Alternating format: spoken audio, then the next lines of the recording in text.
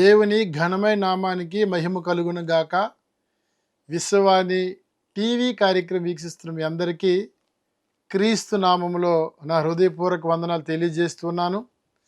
ప్రభు మిమ్ములను మీ కుటుంబాలను బహుమెండిగా దీవించి ఆశీర్వదించును గాక.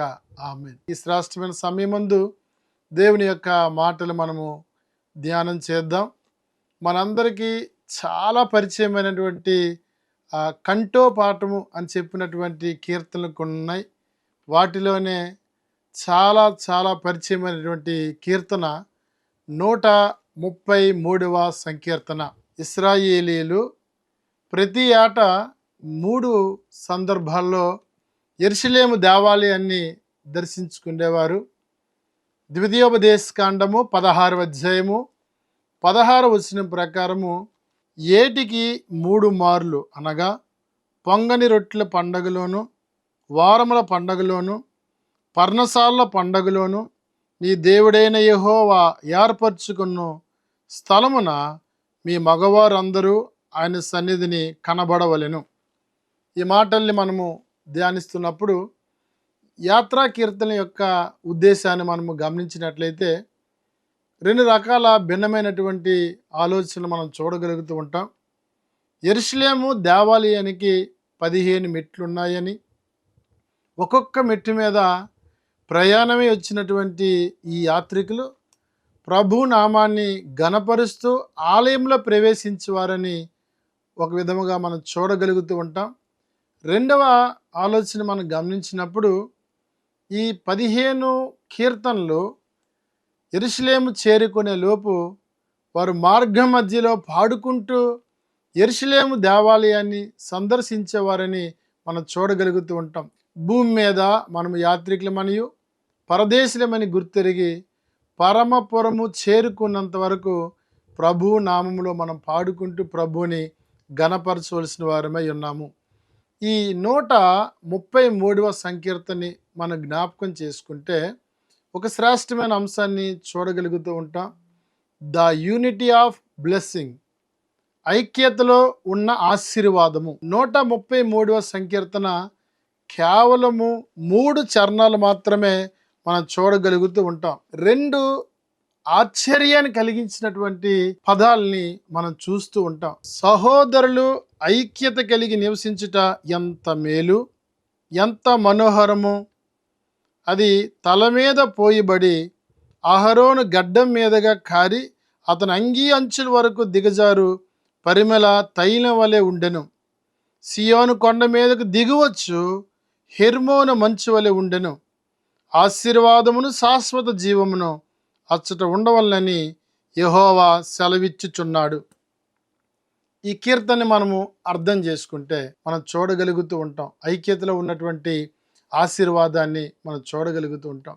దేవుని పనిలో, సంఘ పరిచర్యలో ఐక్యత చాలా అవసరమైనటువంటి విషయాన్ని కీర్తనకారుడు మనకు తెలియజేస్తూ ఉన్నాడు. 2 ఆశ్చర్యార్థకమైనటువంటి విషయాల్ని మనం చూడగలుగుతూ ఉంటాం. మొదటిదిగా అహరోను తల మీద పోయబడినటువంటి పరిమళ తైలము దిగజారి అన్న మాటని మనం చూస్తూ ఉంటాం. ఎత్తైనటువంటి శిరస్సు పైన అభిషేకించబడిన తైలము ఏ రీతిగా క్రిందకి దిగజారుతుందో మనం చూడగలిగితే, అభిషేక తైలం కొరకు మనం యోచన చేస్తే అభిషేక తైలము తయారు చేయటానికి 4 రకాల పదార్థాలని మనం చూస్తూ ఉంటాం. ఈ 4 రకాల పదార్థాలు మిళితమైతే అభిషేక తైలముగా మార్చబడుతుంది. నిర్గమాకాండము 30వ అధ్యాయము 22వ వచనం ప్రకారము మన విషయాలు గమనిస్తూ ఉంటే మొదటిగా మనం చూస్తూ ఉంటాం గోపరసము, లవంగపట్టు, నిమ్మగడ్డి, ఒలీవ నూనె. ఈ 4 ఒకదానితో ఒకటి ప్రత్యామ్నాయంగా ఉన్నటువంటి ఈ రుచులను మనం చూస్తునేటప్పుడు ఇవన్నీ ఐక్యతగా కలపబడినప్పుడు అది తైలముగా మార్చబడుతుంది. ఆ తైలము సేవకులను ప్రతిష్ఠించే తైలముగా మనం చూడగలుగుతుంటాం. పరిమళ తైలాన్ని తయారు చేసే విధానాన్ని నిర్గమాకాండం 30వ అధ్యాయము 22లో చూస్తూ ఉంటాం. లవంగ పట్టును మనం గమనిస్తుంటే వగరుగా ఉండొచ్చు, గోపరసము చేదు స్వభావాన్ని కలిగి ఉండొచ్చు. వీటి స్వభావాలు వేరైనా ప్రభు అంటున్నాడు, వాటి పరిమాణం కొద్ది తీసుకొని వాటిని కలిపితే అనగా ఐక్యము చేస్తే వాటిలో నుండి ఆశీర్వాదకరమైనటువంటి తైలాన్ని మనం చూస్తూ ఉంటాం. పరమ గీతముల గ్రంథాన్ని మొదటి అధ్యాయాన్ని గమనించినప్పుడు నా ప్రియుడు గోపరసం వంటివాడు అన్న మాటని చూస్తూ ఉంటాం. అనగా సువాసని వెదజల్లే ప్రభువుగా మనం చూడగలుగుతూ ఉంటాం. ఈ సువాసన, ఈ పరిమళ తైలము ప్రభువైన యేసుక్రీస్తు వారికి మన సాదృశ్యంగా చూడగలుగుతూ ఉంటాం. ఈ మాటల్లో మనం గమనిస్తున్నప్పుడు ప్రభువులో ఐక్యమైనటువంటి జీవితాలు అవి ఆశీర్వాదానికి నిలయము. కాబట్టి అహరోను తలపైన పోసినటువంటి అభిషేక తైలము అది దిగజారి గడ్డం మీద నుంచి ఆయన అంగి అంచుల వరకు అనగా తగ్గింపు జీవితాన్ని మనం చూడగలుగుతూ ఉంటాం. ఎక్కడైతే తగ్గింపు, ఎక్కడైతే విధేయత కలిగి ఉంటారో అక్కడ ఆశీర్వాదము, శాశ్వతమైన జీవం ఉంటుందన్న విషయాన్ని మనం చూడగలుగుతూ ఉంటాం. ప్రభువైన యేసుక్రీస్తు వారు పరలోకం నుండి దేవాతి దేవుడు భూలోకానికి శరీరధారిగా, రిక్తుడిగా రావటం మనం చూస్తూ ఉంటాం. అంత మాత్రం కాదు, తన తగ్గింపు ఎంత గొప్పది అంటే శిష్యుల్లో ఎవరు గొప్పవారు అన్న ప్రశ్న వచ్చేటప్పుడు ప్రభువైన యేసుక్రీస్తు వారు ఒక మాదిరి చూపించినట్లు చూస్తూ ఉంటాం. మనం యేసు ప్రభువారు శిష్యుల పాదాలు కడిగినట్లు యోహాను సువార్త 13 అధ్యాయంలో మనం చూడగలుగుతుంటాం. దిగజారటం లేక తగ్గించుకోవటం. పరిమళ తైలమైన ప్రభువైన యేసుక్రీస్తు వారు మన ఆశీర్వదించడానికి భూలోకానికి తన్ను తానుగా తగ్గించుకొని ఈ లోకంలో రిక్తుడిగా జీవించినట్లు చూడగలుగుతూ ఉంటాం. అనగా క్రీస్తు పని విషయంలో మనం ఐక్యతతో పని చేసినప్పుడు మనం గొప్ప కార్యాలని చూడగలుగుతూ ఉంటాం. ఒకవేళ మన స్వభావాలు వేరువేరుగా ఉండొచ్చు, మన ఆలోచనలు వేరువేరుగా ఉండొచ్చు, కానీ దేవుని సంఘానికి వచ్చేటప్పుడు, దేవుని పని చేసేటప్పుడు క్రీస్తు మనసు కలిగి ఐక్యతతో మనం పని చేసేటప్పుడు ఆశీర్వాదాన్ని చూడగలుగుతూ ఉంటాం.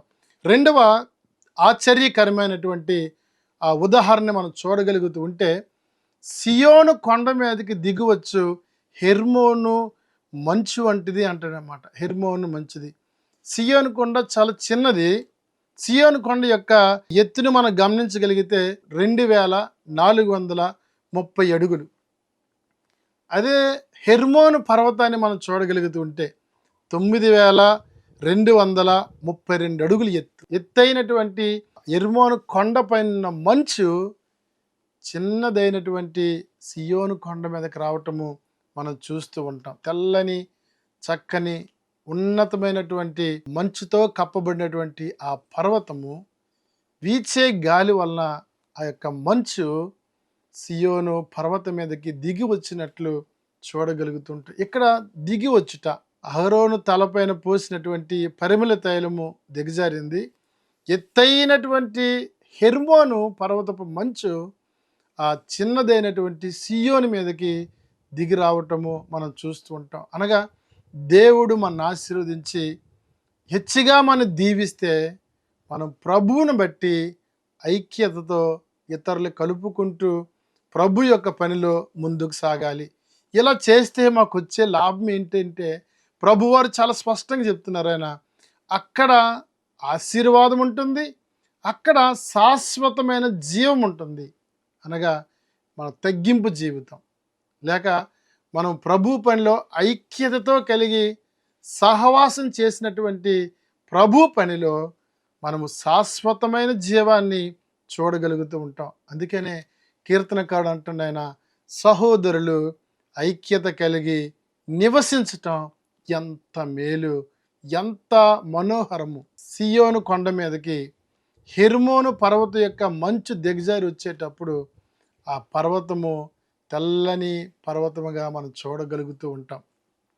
జ్ఞాపకం చేసుకుంటే మంచు దేవుని వాక్యానికి సాదృశ్యంగా చూడగలుగుతూ ఉన్నాం. అనగా దేవుని యొక్క వాక్యాన్ని సువార్త లేనటువంటి గ్రామాలకు మనం తీసుకొని వెళ్ళటం వల్ల వారి స్థితిగతులు మారటము మనం చూడగలుగుతూ ఉంటాం.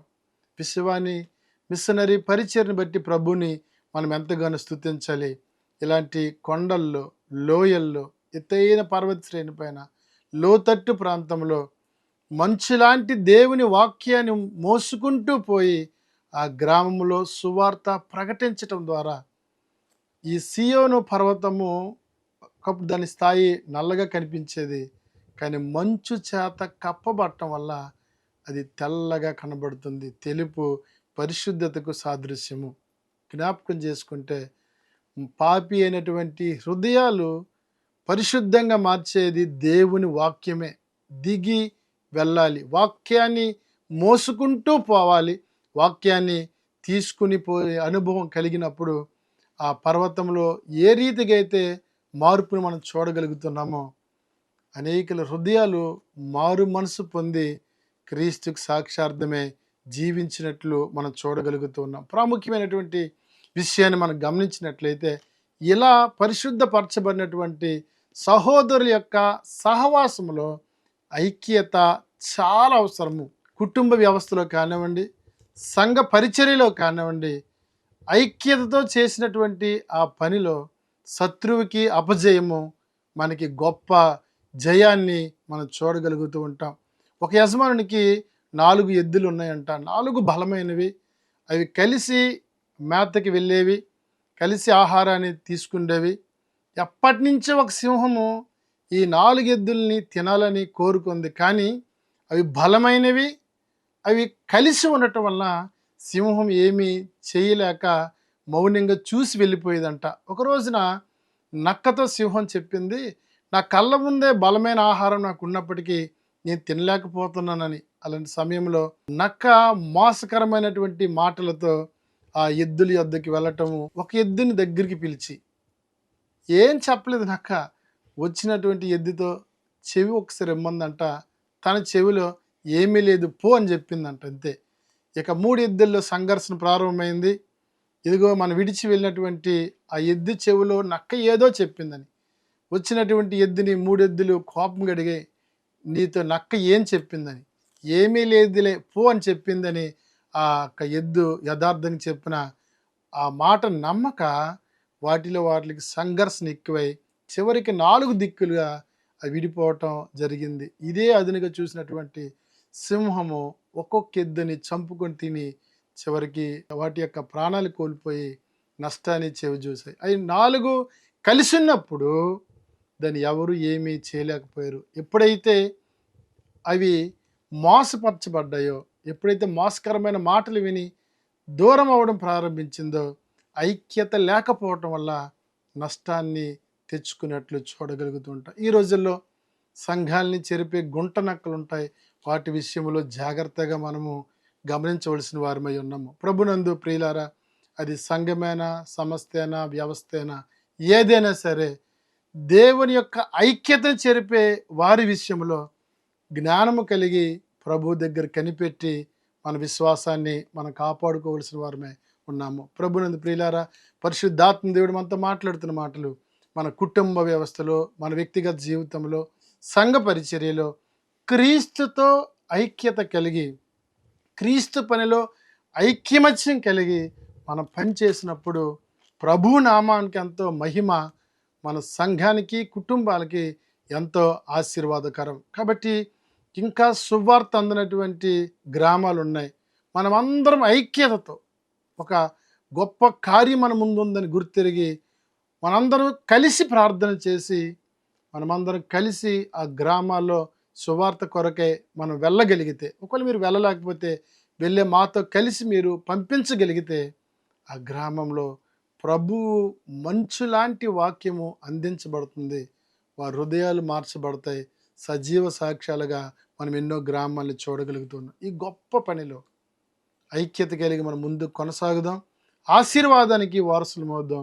అట్టి కృప పరిశుద్ధాత్మ దేవుడు మనకి ధారాళంగా దయచేయును గాక. ఆమేన్. పరిశుద్ధుడైన తండ్రి, జీవం కలిగిన యేసు నీకు వందనాలైనా తండ్రి. సహోదరులు ఐక్యత కలిగి నివసించటం వలన, తగ్గింపు, వినయ, భయభక్తులు ఎందు కలిగి ఉండటం ద్వారా అక్కడ ఆశీర్వాదం ఉంది, శాశ్వత జీవం ఉంది తండ్రి. అలాంటి ఐక్యమత్యం కలిగి నీ యొక్క నిత్యత్వానికి వారసులు మగినట్లు ఇహమందు పరమందు ఆశీర్వదించబడిన వారుగా మమ్మల్ని దీవించమని యేసు నామములో ప్రార్థన చేయుచున్నాం తండ్రి, ఆమేన్. తండ్రి, కుమార, పరిశుద్ధాత్మ త్రియేక దేవుని దీవెన సదాకాలం మీకు తోడయుండి సంరక్షించి కాపాడును గాక. ఆమేన్.